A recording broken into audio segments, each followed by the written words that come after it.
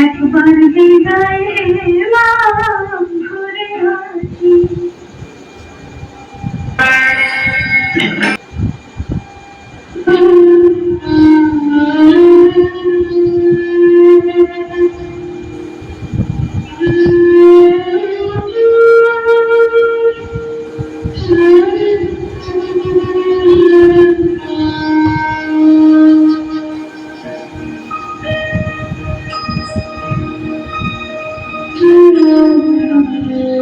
একবার বিদায় দে মা ঘুরে আসি।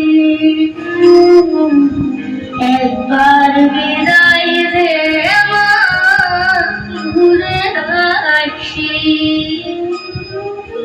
হাসি হাসি করব হাসি দেখবে ভারতবাসী। আমি হাসি হাসি করব হাসি দেখবে ভারতবাসী। একবার বিদায় দে মা ঘুরে আসি। একবার বিদায় দে মা ঘুরে আসি।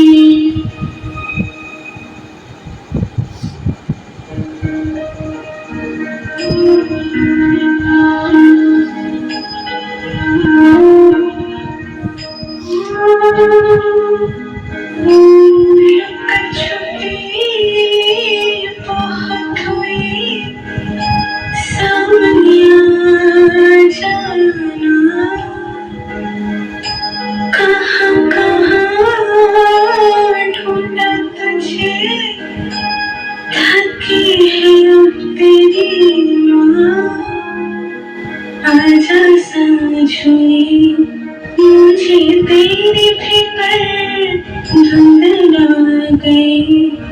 देख मेरी नजर आ जाना। आजा समझुई मुझे तेरी फिक्र धुंध ना गई। देख मेरी नजर आ जाना।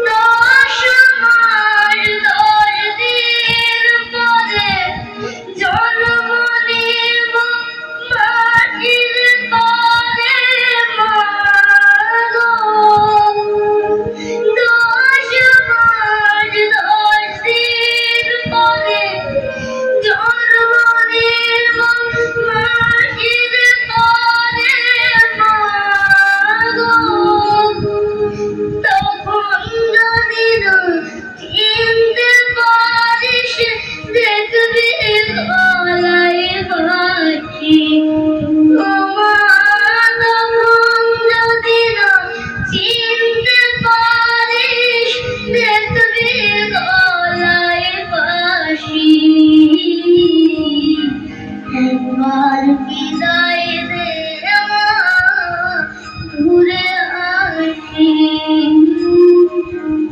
একবার বিদায় দে মা ঘুরে আসি। একবার বিদায় দে মা। ৩রা ডিসেম্বর অবিভক্ত বাংলার মেদিনীপুর জেলার হাবিবপুর গ্রামে জয়লক্ষ্যনাথ ও লক্ষ্মীপ্রিয়া দেবীর ঘরে ৩ মেয়ের পর জন্ম হয় ছোট্ট ক্ষুদিরামের। তবে ক্ষুদিরামের আগে লক্ষ্মীপ্রিয়ার গর্ভে আরো 2 ছেলের জন্ম হলেও উভয়ই প্রসবকালীন জটিলতায় মারা যায়। কুসংস্কারে বিশ্বাসী লক্ষ্মীপ্রিয়া সন্তানের মৃত্যু ঠেকাতে 3 মুঠো চালের খোঁজে একটি বিশেষ শাস্ত্রীয় অনুষ্ঠান পালন করেন এবং পরে শিশু ক্ষুদিরাম সুস্থভাবে জন্ম নিলে ধারণা করা হয় 3 মুঠো গুড় তার জীবন রক্ষা করেছে, তাই তার নামকরণ করা হয় ক্ষুদিরাম। আসলে চলচ্চিত্রের কাহিনীকেও হার মানায় এই 3 মুঠো গুড়ের প্রধান। এই প্রথা অনুযায়ী সন্তান বাঁচাতে হলে শিশুটিকে কারো কাছে 3 মুঠো খুদের বিনিময়ে বিক্রি করে দিতে হতো। লক্ষ্মীপ্রিয়া তার সন্তানকে নিজের বড় মেয়ে অপূর্বার কাছে বিক্রি করেছিলেন এবং সন্তানের সাথে চিরতরে যোগাযোগ বিচ্ছিন্ন করেছিলেন। ক্ষুদিরাম বেঁচে ছিলেন ঠিকই, কিন্তু মা বাবার স্নেহ ভালোবাসা থেকে বঞ্চিত হয়ে, কেননা জন্ম থেকে তিনি বড় হন নিজের বোনের কাছে। এরপর 1903 সালে স্যার অরবিন্দ এবং নিবেদিতা মেদিনীপুর গিয়েছিলেন ব্রিটিশ বিরোধী আন্দোলনে জনগণকে উৎসাহিত করতে। মাত্র 14 বছর বয়সী টকবকে কিশোর ক্ষুদিরাম সেদিন সেই বক্তৃতা শুনেছিলেন এবং ব্যাপকভাবে অনুপ্রাণিত হয়েছিলেন। এরপর তিনি স্যার অরবিন্দের গোপন পরিকল্পনায় অংশ নেন। 1904 সালে ক্ষুদিরাম মেদিনীপুরের মূল শহরে চলে আসেন। সেখানে তিনি মেদিনীপুর কলেজিয়েট স্কুলে ভর্তি হন এবং রাজনৈতিক কর্মকাণ্ডে সক্রিয় অংশগ্রহণ শুরু করেন। তার এই সক্রিয় রাজনীতির পেছনে কেবলমাত্র স্যার অরবিন্দের অনুপ্রেরণাই নয়, কাজ করেছিল তার শিক্ষক সত্যেন্দ্রনাথ বসুর জাগরণী মন্ত্র। 1905 সালে বঙ্গভঙ্গের সময় 8ম শ্রেণী পর্যন্ত পড়েই পড়াশোনার পাঠ চুকিয়ে দেন। তারপর ক্ষুদিরাম দেশের জন্য পুরো দমে ঝাঁপিয়ে পড়েছিলেন। ক্ষুদিরাম যোগ দিলেন যুগান্তর নামক বিপ্লবী এক রাজনৈতিক সংগঠনে। চলুন এবার পৌঁছে যাই মুজফ্ফরপুরের সেই দুঃসাহসিক ঘটনায়। সেই সময় কলকাতার প্রেসিডেন্সি ম্যাজিস্ট্রেট ছিলেন কিংসফোর্ড। যুগান্তরের সাংগঠনিক প্রধানরা কিংসফোর্ডকে হত্যার পরিকল্পনা করলেন। দায়িত্ব দেওয়া হলো 2 তরুণ বিপ্লবী ক্ষুদিরাম আর প্রফুল্ল চাকিকে। দায়িত্ব নেই নাম পাল্টে ক্ষুদিরাম হয়ে গেলেন হরেন সরকার আর প্রফুল্ল হলেন দীনেশ রায়। তারা তখন মুজফ্ফরপুরে গিয়ে কৃষ্ণমোহন বন্দ্যোপাধ্যায়ের ধর্মশালায় আশ্রয় নিলেন। তখন পরিকল্পনা অনুযায়ী তারা কোর্টের আশেপাশে অবস্থান নিলেন।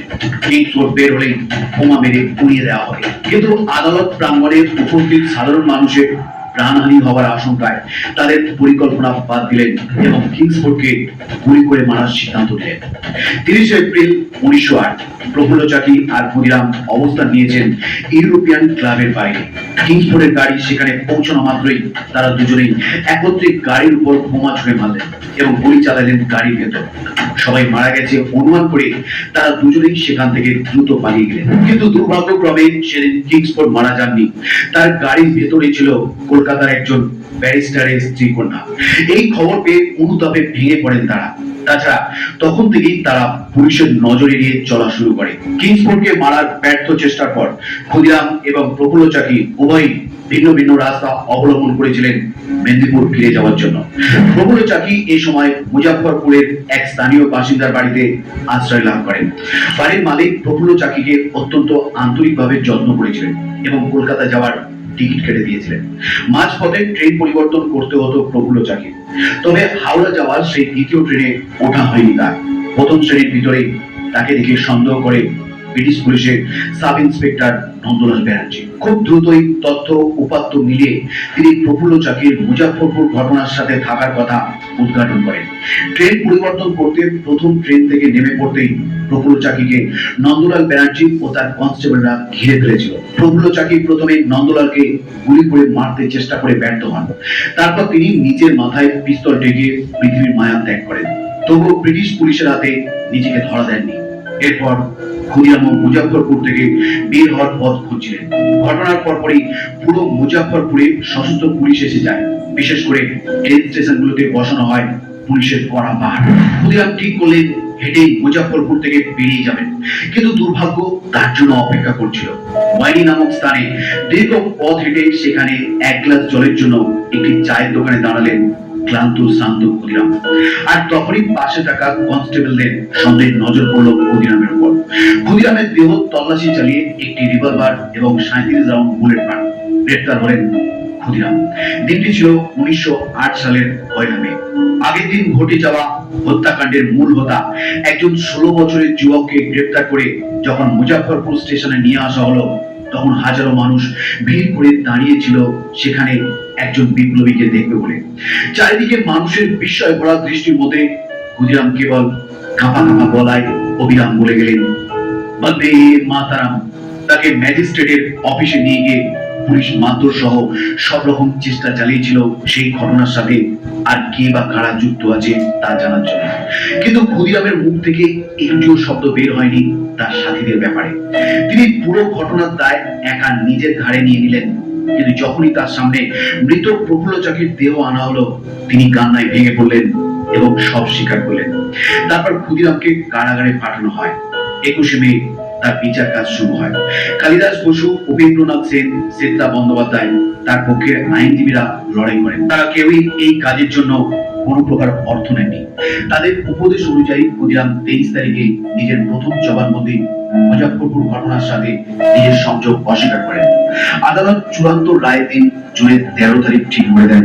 এদিকে 12 জুন ঘটনা অন্যদিকে মোড় নেয়। আদালতের বিচারকরা বেনামি একটি চিঠি পায়। জানা যায় আরো অনেক বড় বোমা হামলার ঘটনা ঘটাবে, যা কিনা কোনো বাঙালি নয় বরং বিহারিরা ঘটাবে। এই চিঠির প্রেক্ষিতে বিবাদী পক্ষ সর্বোচ্চ চেষ্টা করেন ক্ষুদিরামের ফাঁসির রায় ঠেকাতে।